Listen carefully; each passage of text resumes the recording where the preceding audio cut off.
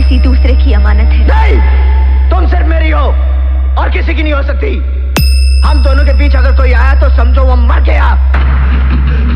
Rohit Rohit Rohit music सोन सोन सोन लिया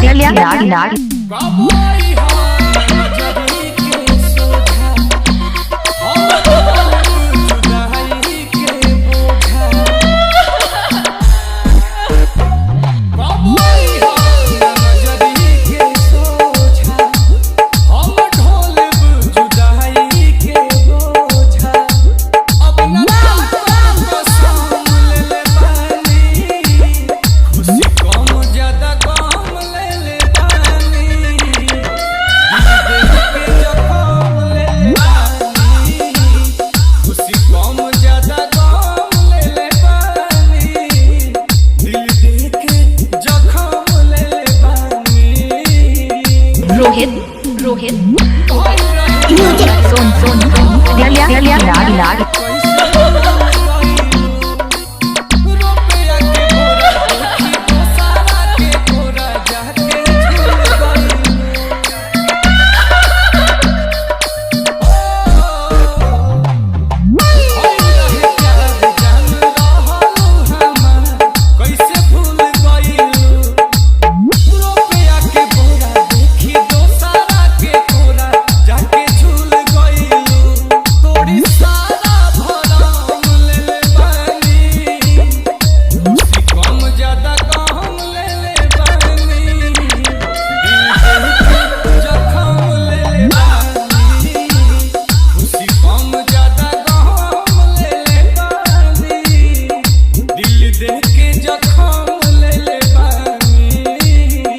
Rohit Rohit Rohit music सोन सोन लिया